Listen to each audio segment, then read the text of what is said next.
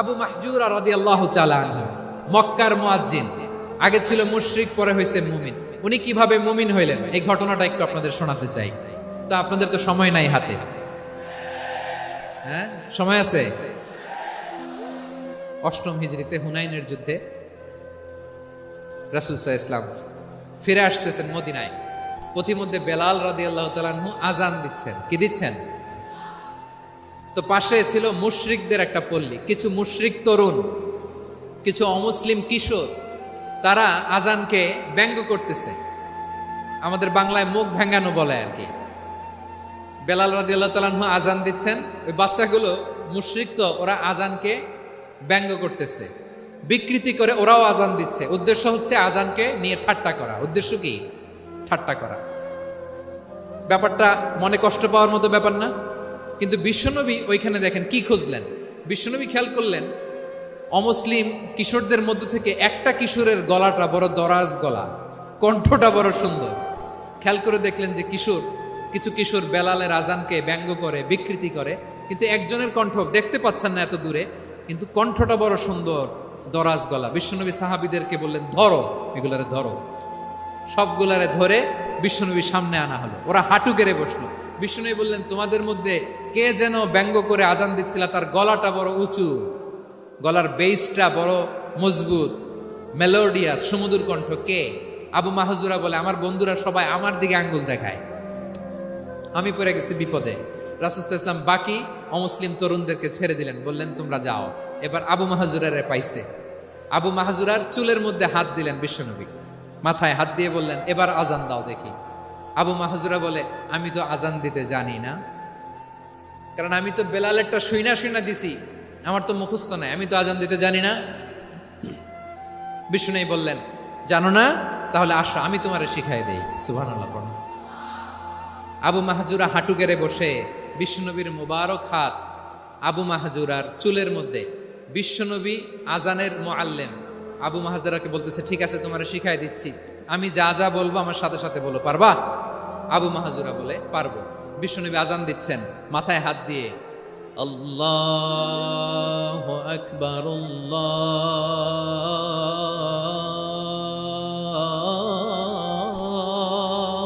আকবার।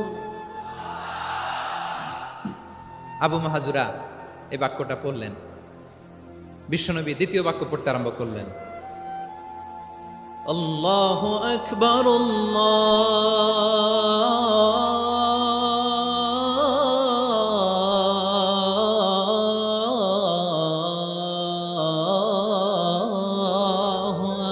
আকবার।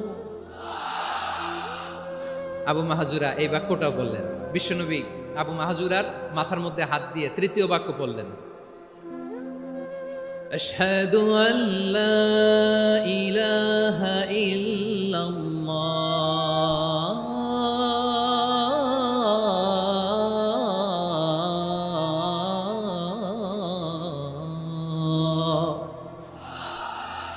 আবু মাহজুরা তৃতীয় বাক্য পড়লেন। বিশ্বনবী একটা বাক্য পরে আবু মাহজুরা পরে, বিশ্বনবী পরে আবু মাহজুরা পরে। আবু মাহজুরা কিন্তু অমুসলিম, মুশরিক।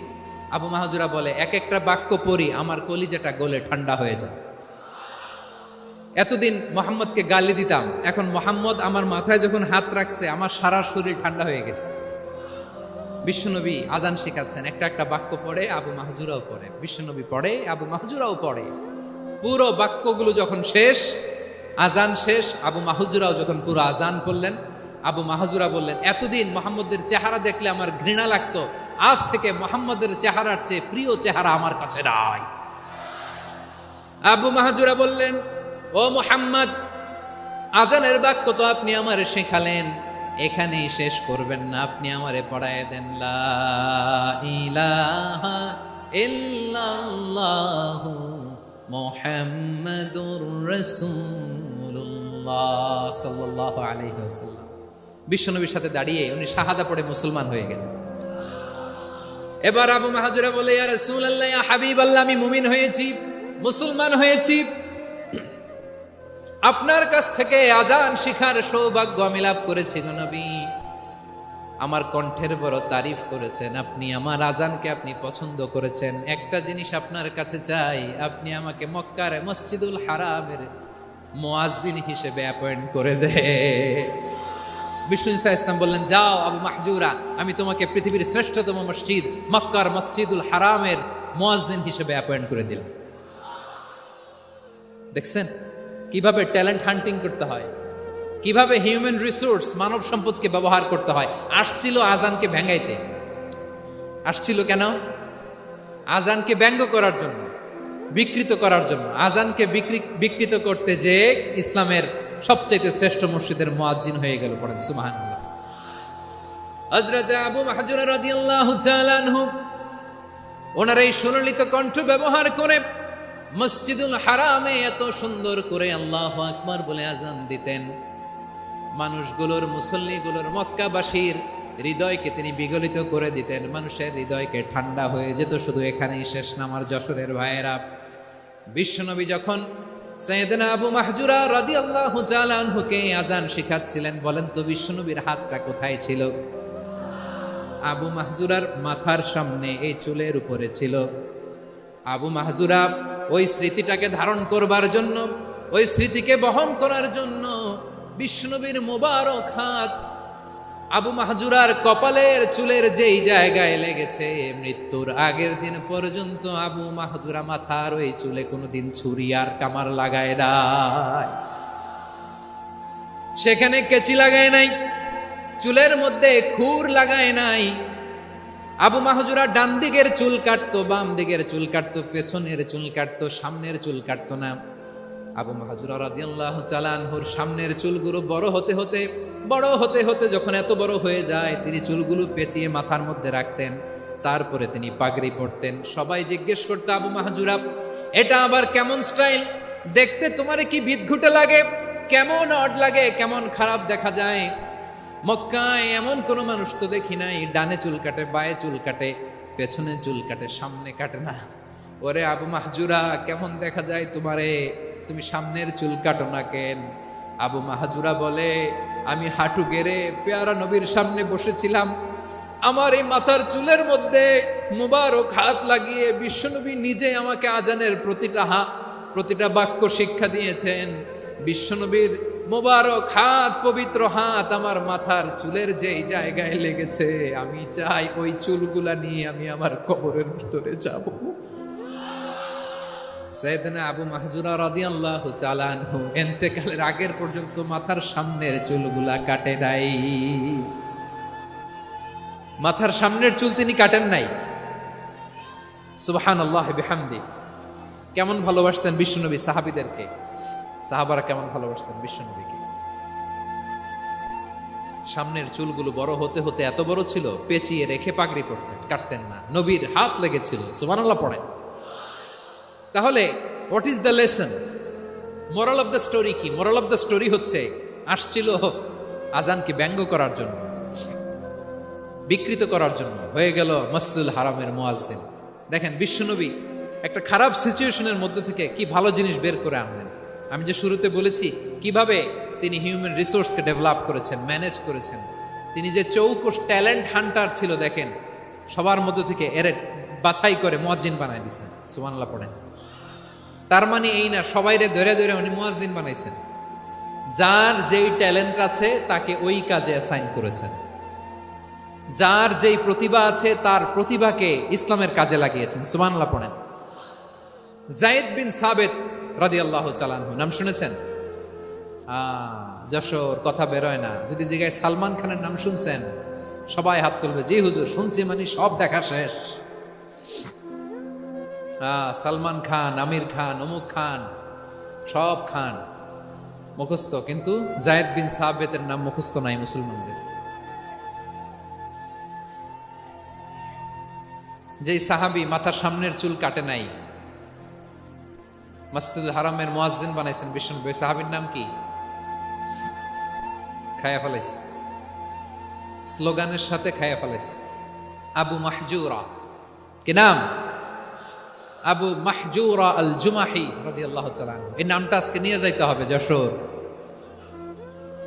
আবু মাহজুরা রাদিয়াল্লাহু তাআলা। দুই নম্বরে বলছিলাম যায়েদ বিন সাবিত রাদিয়াল্লাহু তাআলা।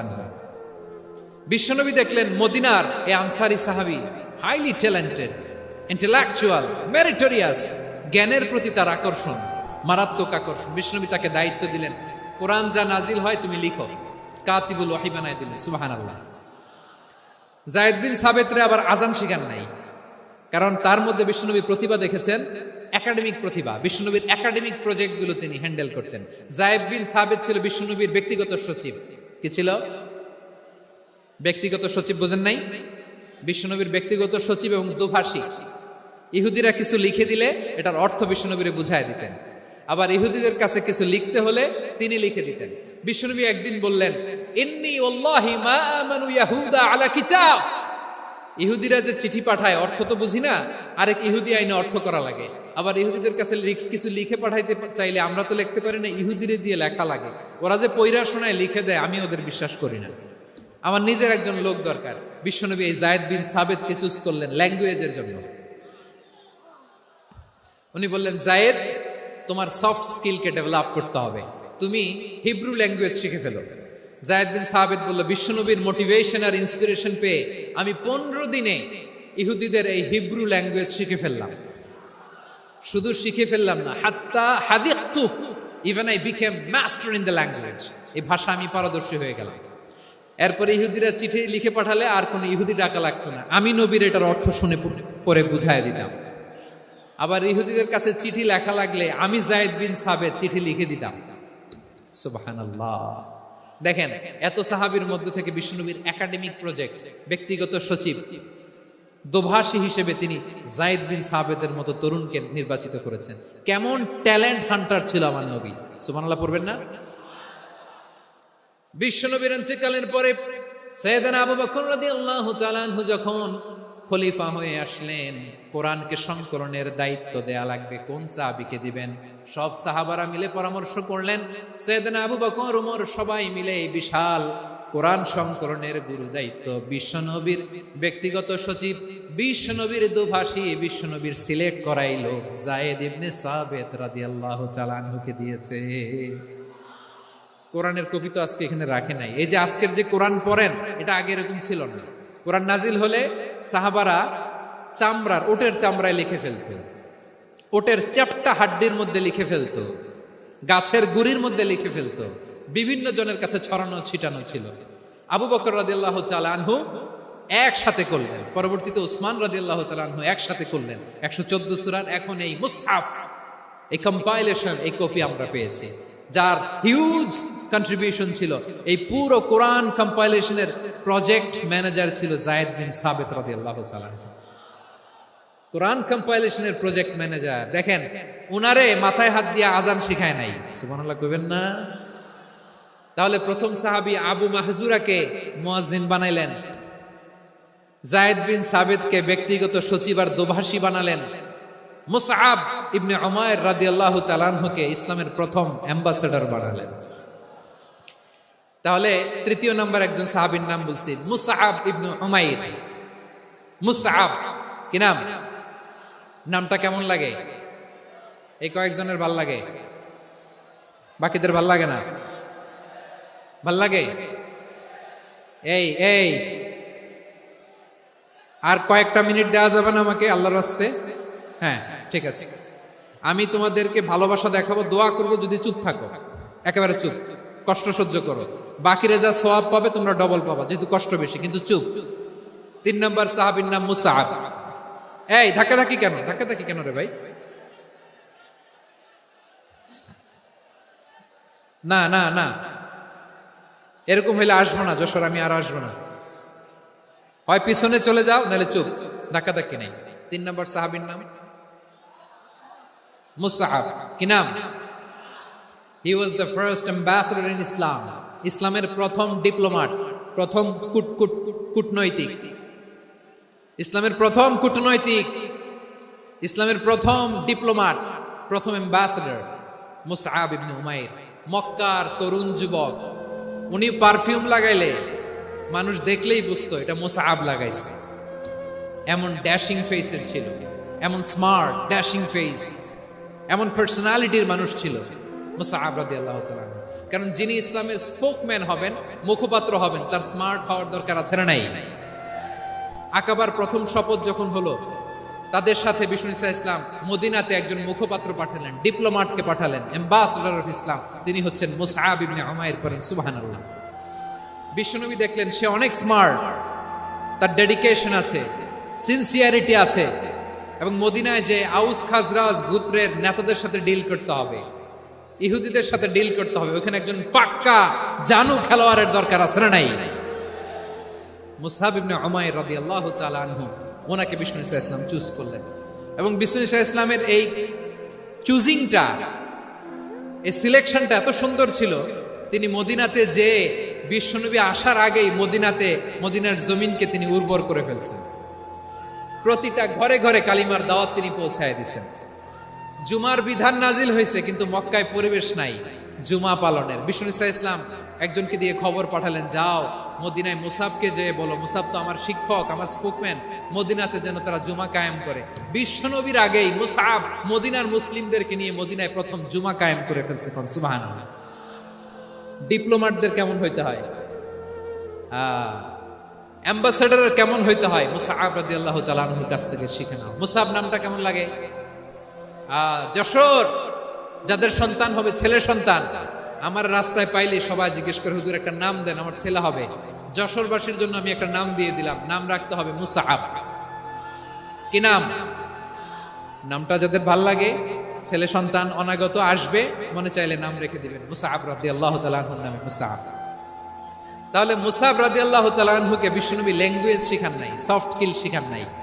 যায়েদ রাদিয়াল্লাহু তিনি হিব্রু ল্যাঙ্গুয়েজ শিখেছেন, সুরিয়ানি শিখেছেন, কিন্তু মুসআবকে তিনি বানিয়েছেন the spokesman of Islam, the first diplomat, the ambassador of Islam. সুবহানাল্লাহ পড়বেন না? আব্দুল্লাহ ইবনে আব্বাস রাদিয়াল্লাহু তাআলা আনহু বিশ্বনবীর কাজিন, চাচাতো ভাই। আবার মাইমুনা রাদিয়াল্লাহু তাআলা আনহু, মাইমুনা নবীর স্ত্রী, তিনি ছিলেন আব্দুল্লাহর আপন খালা। তো নবীর বউ যদি উনার খালা হয়, নবী তার কি? বুঝে নাই, নবী তার কি? খালু। তাহলে সম্পর্ক অনেক গভীর, কাজিন আবার খালু। ছোট্ট মানুষ, তাই রাতে মাঝে মাঝে ঘরে থাকতো। বিশ্বনবী দেখলেন আব্দুল্লাহ যেহেতু আমার ঘরে ঢুকতে পারে, আব্দুল্লাহরে এই উম্মতের বড় শিক্ষাবিদ বানাইতে হবে। কথা বোঝে নাই? আব্দুল্লাহকে কি বানাইতে হবে? শিক্ষাবিদ, এডুকেটর অফ দিস উম্মাহ, এই উম্মার শিক্ষাবিদ বানাইতে হবে। তাই আব্দুল্লাহ ইবনে আব্বাসকে বিশ্বনবী হাতে কলমে শিক্ষা দিয়েছেন।